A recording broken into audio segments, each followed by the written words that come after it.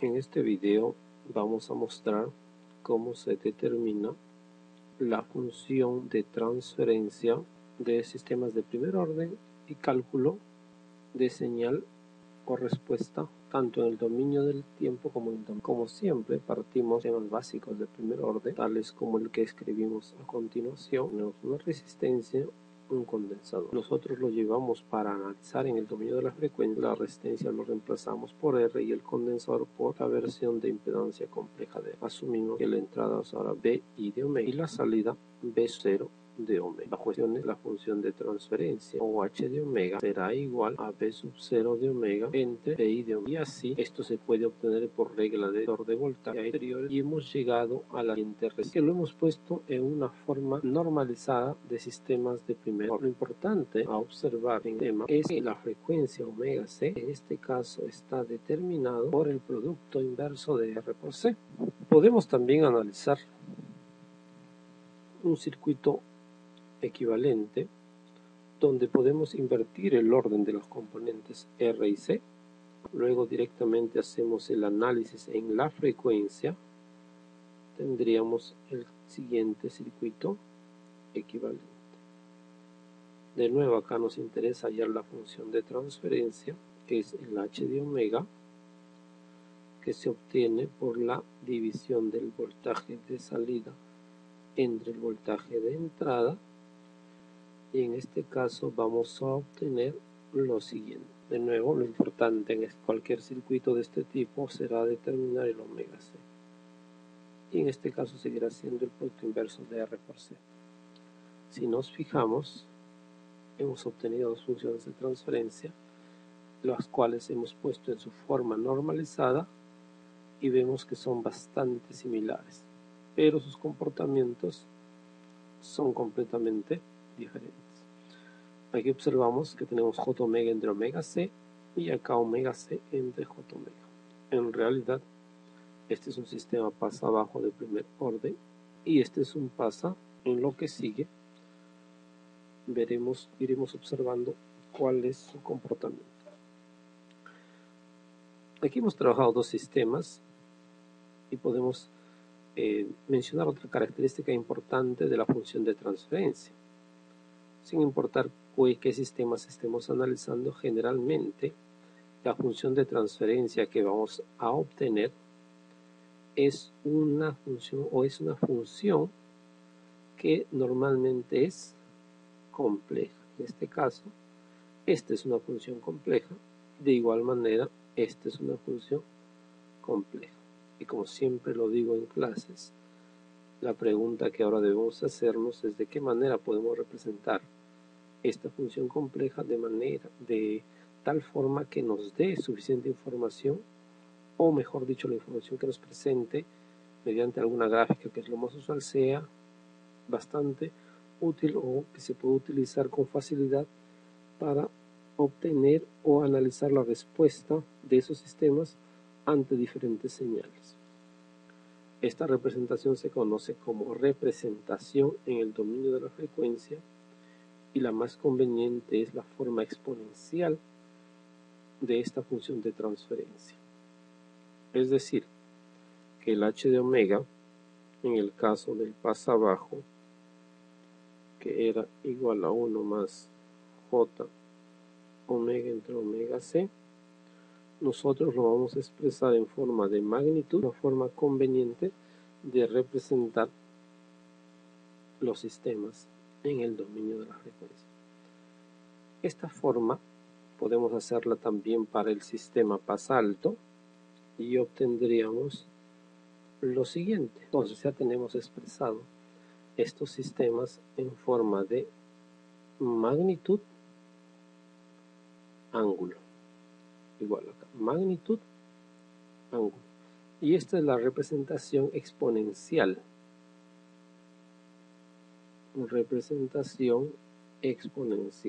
que es bastante conveniente.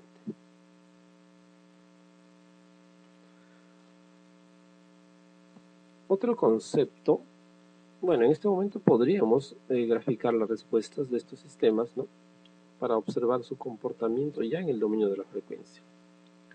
nosotros podemos realizar entonces lo siguiente. Para el caso del sistema pasa abajo, 1 sistema, o para el pasa abajo, pongámosle directamente pasa bajo. Aquí tenemos que el h de omega, que es una función compleja, se ha expresado como 1 más omega sobre omega c al cuadrado, e a la menos j tangente a la menos 1 de omega sobre omega c. Vamos a graficarlo. Primero hacemos los ejes de frecuencia y luego, en este caso depende de omega, podemos ver fácilmente que cuando omega, aquí omega es la variable independiente, es la que va a variar, si omega es igual a 0, obtenemos que esta función toma un valor máximo, digamos, de 1. 1 entre 1 más 0. Cuando omega tiende a infinito, vemos que esto va a tender a 0. Esto nos da entonces una idea del comportamiento. Podemos también fijarnos en la frecuencia omega c. Omega c entre omega c es 1, 1 más 1 es 2, 1 sobre raíz cuadrada de 2 en omega c. Finalmente podríamos graficar lo siguiente. Más o menos este es el comportamiento en magnitud o ganancia o magnitud de la ganancia del sistema hasta un punto de omega c hasta este otro punto menos omega c. Pero esa no es información suficiente, tenemos que graficar también la fase. Por este motivo hacemos otro conjunto de ejes de frecuencia donde vamos a colocar acá la fase de h de omega. En este caso lo que intentamos graficar es solamente la fase que está compuesta por este número, por esta expresión. Acá tenemos que cuando omega es 0, 0 entre omega c es 0, tangente al menos 1 de 0 es 0. Cuando omega tiende a infinito, tangente al menos 1 de infinito es pi medios, pero por el negativo que está acá sería menos pi medios. Supongamos que está acá. De la misma forma, cuando omega es menos infinito, tangente al menos 1 de menos infinito es menos pi medios, por el menos de acá es pi medios. Entonces más o menos el comportamiento sería algo parecido a esto. Pi medios acá y menos pi medios acá. Entonces con esta gráfica tenemos la información completa del comportamiento de este sistema. Y en general es así. Cualquier sistema que ustedes analicen, sea de primer orden, segundo orden o de mayor orden, se tiene que obtener las gráficas en el dominio de la frecuencia. Normalmente estas gráficas se obtienen con una técnica conocida de los diagramas de Bode, donde se hace un análisis asintótico para obtener rápidamente estas gráficas. Por el momento quedémonos con este comportamiento. Entonces tenemos este sistema para el cual hemos obtenido una función de transferencia como la mostramos, de la misma forma una fase como la estamos mostrando. Vayamos un poquito más. Nuestro objetivo es obtener respuestas, o sea, aplicarle a este sistema una señal y obtener respuestas. Recordamos el concepto fundamental por el cual empezamos a ver o a intentar representar las señales y los sistemas en el dominio de la frecuencia. Nosotros habíamos mencionado que el hecho de utilizar exponenciales complejas era porque si a la entrada de un sistema LTI le aplicamos EJ omega t, la salida obtenemos el mismo EJ omega t, pero multiplicado por H omega. Ese es básicamente el concepto fundamental que nos va a permitir manejar cualquier tipo de señal o respuesta de señal, dado que vamos a conocer el H de omega del sistema. Ya en videos anteriores hemos visto cómo cualquier señal en el tiempo x de t igual a un a coseno omega sub x de t más una fase.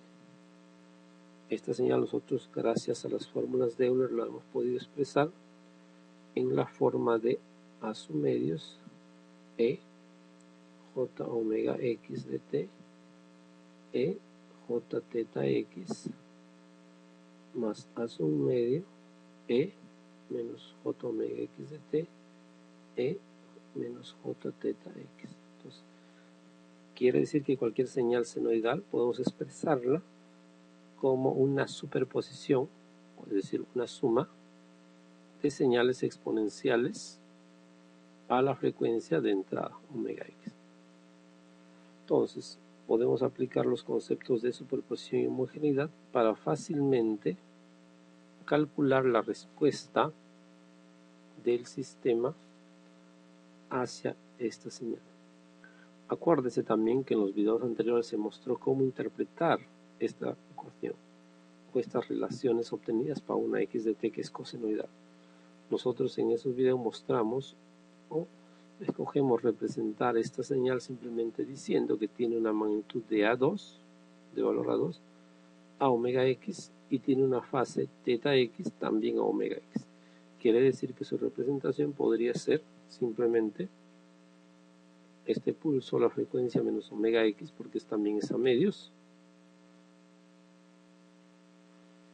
y este pulso a la frecuencia omega x, donde por el momento estoy suponiendo que omega x es mayor que omega c. Estoy tomando un valor arbitrario de omega x, que estoy suponiendo que es mayor que omega c.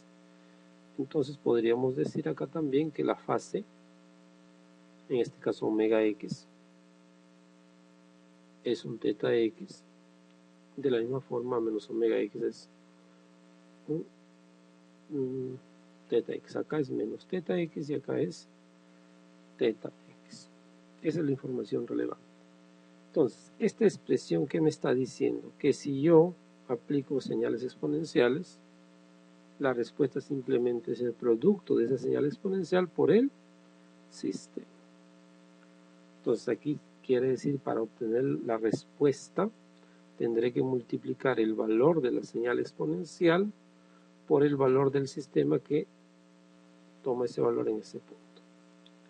Normalmente, nosotros estas señales las expresamos como impulsos.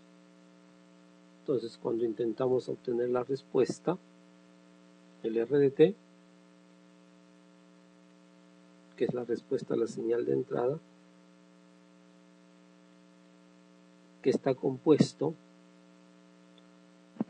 de el producto de a sub 2 a la frecuencia omega x multiplicado por el valor del sistema.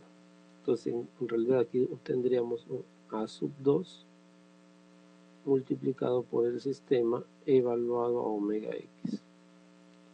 En este caso estamos en la gráfica de magnitud, lo correcto sería colocar así.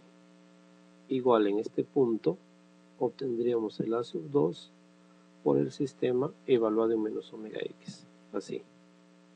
A sub 2 multiplicado por h de menos omega x. Y en el caso de la fase, no se multiplica, sino más bien se suma. Quiere decir que acá tendría esta fase teta sub x sumado con esta fase teta sub h. Entonces la fase total acá sería teta sub x menos teta sub x menos el h, el ángulo de h, pero evaluado en omega sub x. De la misma forma, en este punto se tendría el teta sub x más la fase del sistema en ese punto, así. Teta sub x más el ángulo del sistema, pero evaluado a la frecuencia omega sub x. Entonces, esta combinación de impulsos de nuevos valores con su fase nos dan, haciendo la operación inversa de Euler, nos llevan a obtener que el RT está compuesto básicamente de A multiplicado por el sistema evaluado en omega x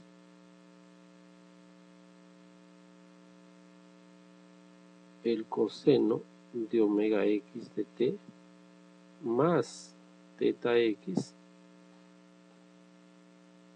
más la fase del sistema evaluado en teta x. Entonces, se puede observar que de una manera bastante directa logramos obtener la respuesta a este sistema para señales cosenoidales. En realidad, ¿qué observamos? Observamos que cuando intentamos transmitir una señal cosenoidal con cierta magnitud y con cierta fase, obtenemos una nueva señal que ha visto cambiada su magnitud. Puede ser aumentada o amplificada, pero la magnitud ha cambiado. Pero también ha cambiado su fase. Su fase antes era solo teta sub x, ahora es todo esto. Entonces, conclusión. Cuando una señal se transmite por un sistema, el sistema afecta su magnitud y su fase. Eso es lo importante. Ahora vamos a colocarle ciertos valores al omega sub x para evaluar el desempeño del sistema. Para esto es también importante agregar otro concepto. Normalmente decimos que una señal se transmite cuando toda su potencia o energía, si es el caso que sea una señal de potencia o energía, se transmite. Es decir, cuando evaluamos la transmisión de señales, en realidad lo que nosotros tomamos es lo siguiente. Tengo un sistema que puede ser un sistema de comunicación completo, tengo una señal x de t y tengo una señal r de t. Para evaluar si x de t se ha transmitido a través del sistema, digamos, como mensaje, entonces, cuando intentamos transmitir una señal, nosotros debemos calcular primero lo que se conoce como la potencia normalizada de la señal o la energía de la señal, si es el caso. Una vez transmitida la señal, obtenemos también la potencia de la señal recibida o la energía de la señal recibida.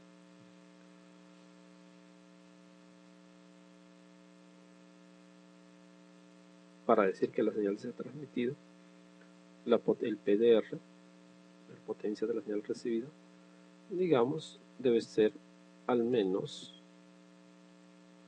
el 50% de la potencia de la señal mensaje o de X, o si es el caso, el 50% de la energía.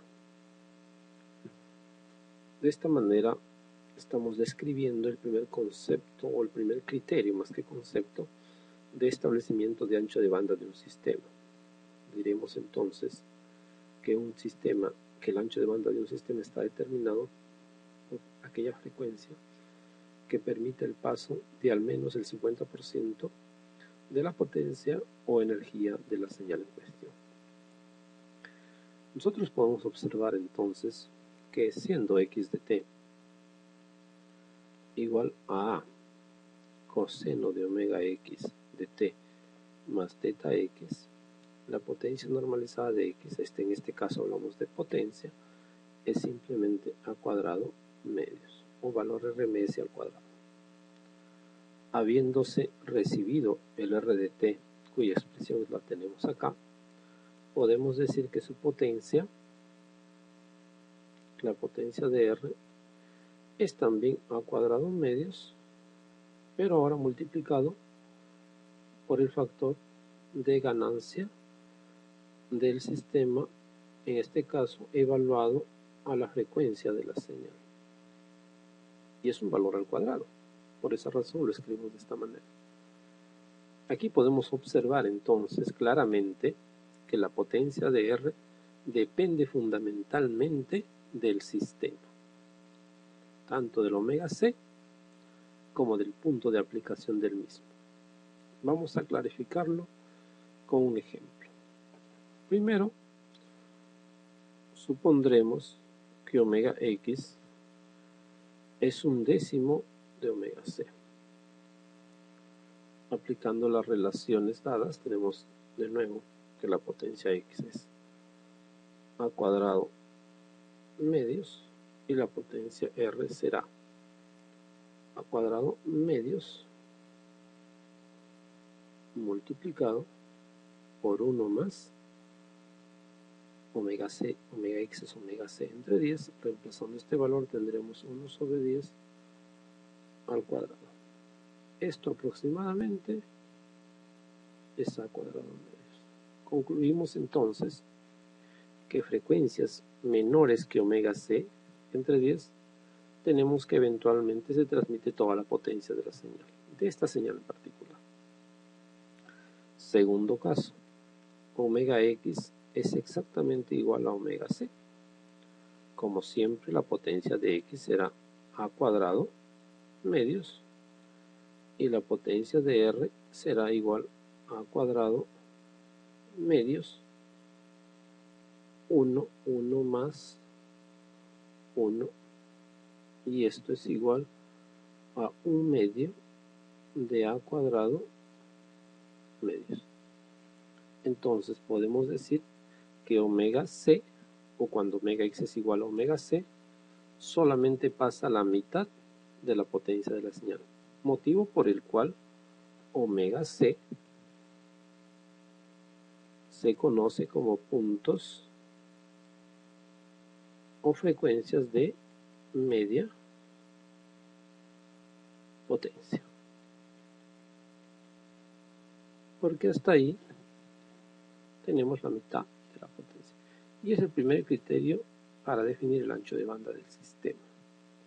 Nosotros decimos que un sistema deja pasar la señal hasta la frecuencia que pase la mitad de la potencia de la señal.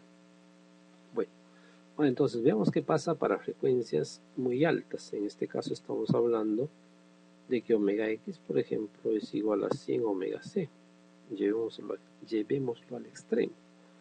De nuevo, la potencia de px seguirá siendo a cuadrado medios, pero la potencia de r será a cuadrado medios multiplicado por 1 más, en este caso saldría 100 al cuadrado, y esto es igual aproximadamente a 1 entre 10.000 a cuadrado medios. Entonces podemos observar que la potencia de salida es una cantidad insignificante, 1000 veces la potencia, 10.000 veces la potencia de entrada.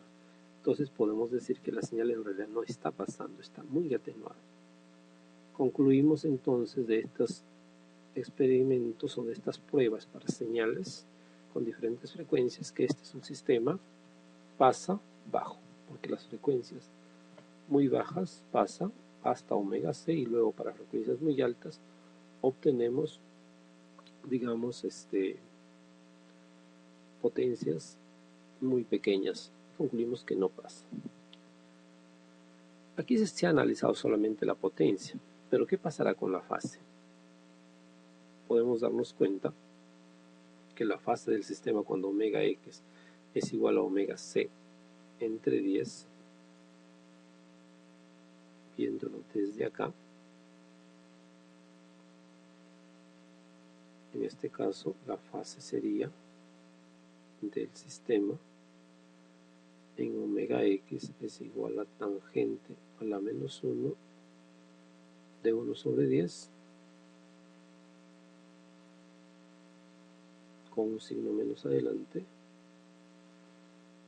y la fase del sistema vamos a decir que es aproximadamente 0.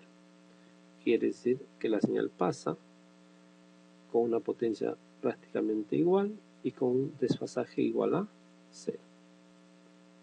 Para cuando omega x es igual a omega c, la fase del sistema evaluada en la misma relación nos va a dar pi cuartos, que significa que hay un desfasaje de pi cuartos. Entonces habría que ver de qué manera afecta a la resolución del mensaje este desfasaje de pi cuartos. No solamente me interesa observar que pasó toda la potencia, sino también el desfasaje. Eso lo iremos desarrollando a lo largo del curso. Finalmente acá tenemos que la fase es aproximadamente pi medios. Aquí hay un desplazamiento bastante apreciable. Por ejemplo, en este caso podríamos decir, ignorando este problema de la potencia, que el coseno se ha desfasado, el coseno de salida se ha desfasado respecto al de entrada pi medios. Entonces eso fácilmente lo confundiríamos con un seno, ya no con un coseno. Entonces acá también tenemos que el desfasaje es bastante apreciable.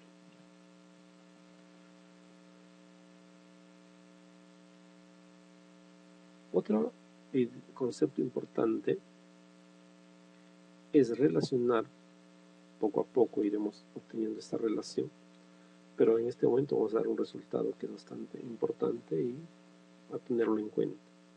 De nuevo, estamos con el mismo sistema paso abajo, del cual ya pudimos hacer un análisis un poco más detallado de su comportamiento en la frecuencia. Y ahora queremos analizarlo, qué pasa en el tiempo cuando le aplicamos un impulso, un UDT.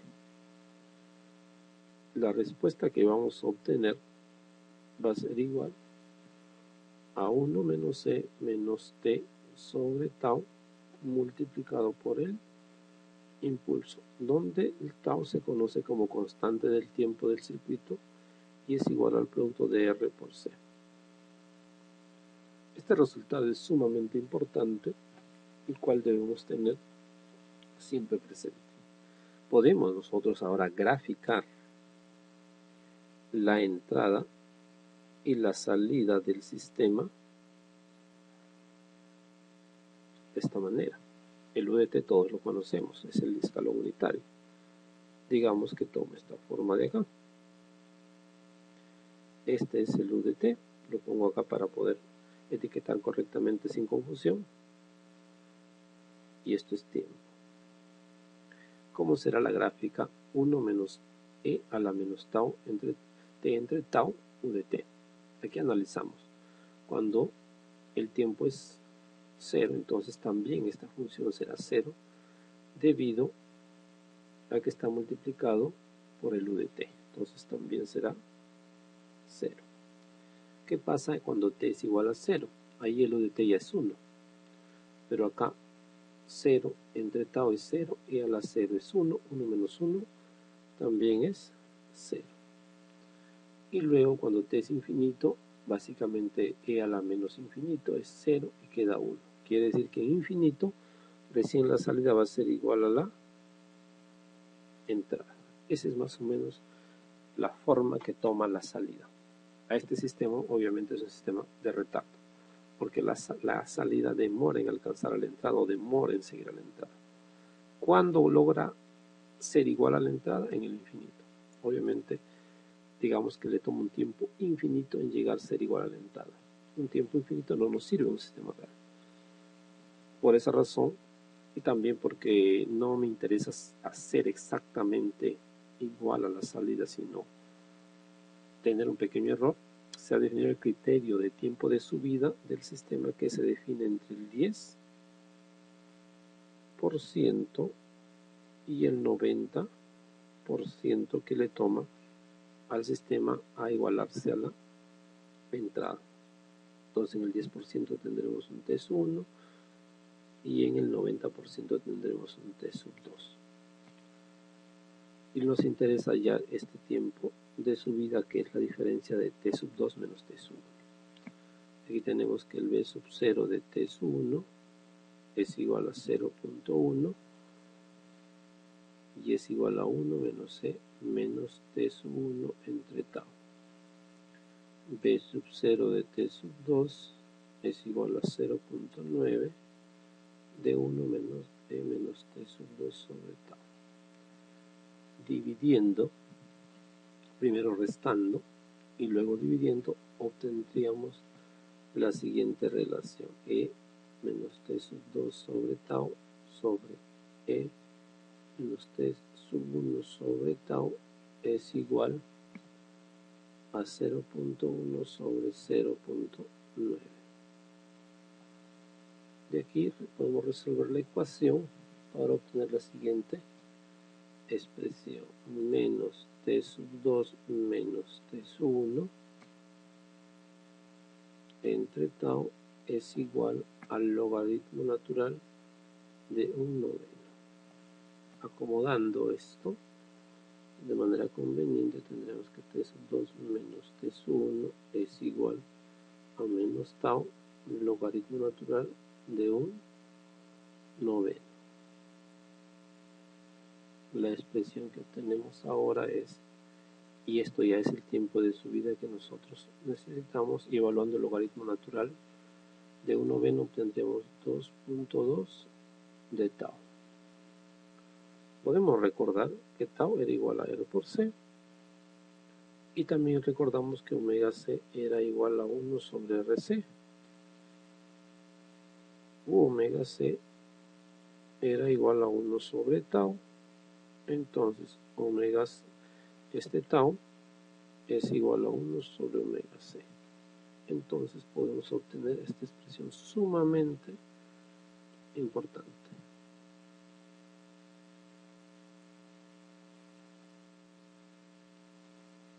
Esta expresión de acá me indica una relación sumamente importante. Si nosotros lo analizamos, diríamos que si omega C disminuye, tau, el tiempo de subida aumenta. Por lo contrario, si omega C aumenta, el tiempo de subida disminuye. ¿Qué significa el tiempo de subida? El tiempo de subida significa básicamente qué tan rápido el sistema puede alcanzar en realidad a la entrada. En otras palabras, indica la rapidez del sistema. Si yo quiero sistemas rápidos, quiere decir que omega C debe ser pequeño. ¿Y omega C qué significa? Básicamente omega C es el ancho de banda del sistema. Sistemas rápidos requieren anchos de banda grandes. Si el sistema es lento, esto es pequeño, el omega C es también bastante grande. Tiempo de subida pequeño requiere anchos de banda grandes. Sistemas lentos, esto grande, esto será pequeño, que requiere sistemas con ancho de banda menores. En conclusión, el tiempo de subida del sistema es inversamente proporcional al ancho de banda. Esta relación inversa quiere decir que si uno aumenta, el otro disminuye.